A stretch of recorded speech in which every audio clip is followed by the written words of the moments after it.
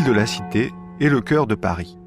Elle en est le centre géographique, mais c'est aussi ici que tout a commencé. Il est difficile de dater précisément la naissance de Paris. On s'accorde sur un âge d'environ 2300 ans. C'est probablement autour du IIIe siècle avant Jésus-Christ que se sont fixés sur l'île de la Cité les ancêtres des Parisiens, les Celtes parisi. Le choix de s'implanter sur une île au centre du fleuve obéissait à des choix stratégiques. La Seine était la source vitale pour les habitants de ces rives qui y puisaient les produits de la pêche et surtout l'eau qu'ils consommaient. Le fleuve constituait également pour les habitants de l'île une défense naturelle contre tous les envahisseurs potentiels. Les conquêtes romaines, menées en Gaule par César en 52 avant Jésus-Christ, ont profondément modifié les villes du nouveau territoire conquis. Les Parésis, ralliés à Vercingétorix, sont vaincus par le meilleur lieutenant de César, Labienus. Face à ces 4 légions, les 10 000 guerriers gaulois, sous le commandement de Camulogène, ont subi une lourde défaite. Désespérés, ils ont brûlé leur propre capitale Lutèce. Il reste très peu de traces de cette ancienne bourgade de l'île de la Cité, conquise par les Romains. Les récentes découvertes archéologiques tendent aujourd'hui à démontrer que la capitale des Parisis, citée par Jules César sous le nom de Lutèce, était en fait située sur les bords de la Seine au niveau de Nanterre, à l'ouest de l'actuel Paris.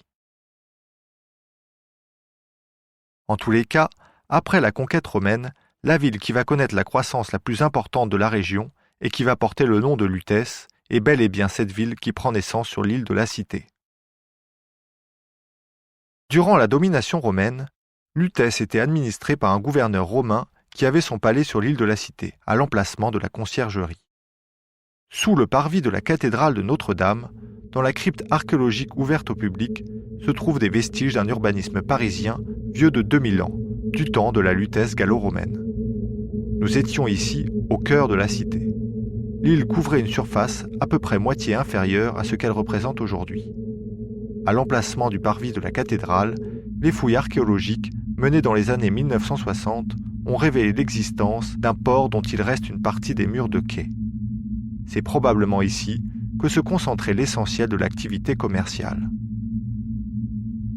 On a également découvert le plus ancien monument parisien, le célèbre pilier des Nautes.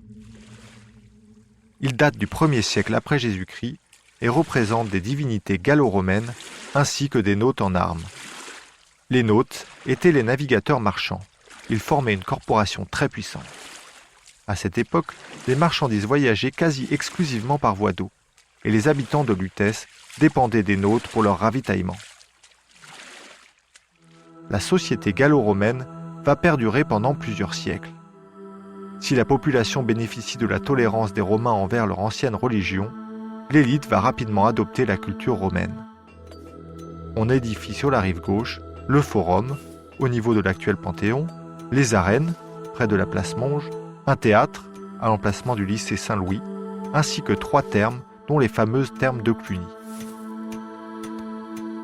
Sur l'île de la Cité se trouvait le palais du gouverneur et un vaste temple à peu près à l'emplacement de la cathédrale actuelle.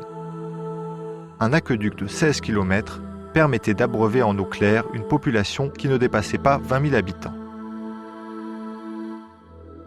La ville a prospéré en grande partie grâce à sa place stratégique, située sur la route du Nord et surtout à la confluence de grandes rivières telles que la Marne, l'Yonne ou le Loing. Cette situation idéale changea brusquement au IIIe siècle après Jésus-Christ, lorsque les envahisseurs, venus du Nord, appelés barbares, fragilisèrent l'Empire romain jusqu'à l'anéantir. Une grande partie de la ville gallo-romaine a été détruite sous l'assaut répété de différents envahisseurs. Les habitants de Lutèce se sont même repliés un temps sur l'île de la Cité. Pour ériger un rempart autour de leur nouveau refuge, ils ont démembré les édifices qui faisaient leur gloire. Les fouilles archéologiques du parvis de Notre-Dame nous ont livré les restes de cette enceinte du IIIe siècle. Placez-vous maintenant devant la façade de la cathédrale et observez les statues qui encadrent le portail nord, celui situé à votre gauche lorsque vous regardez la façade.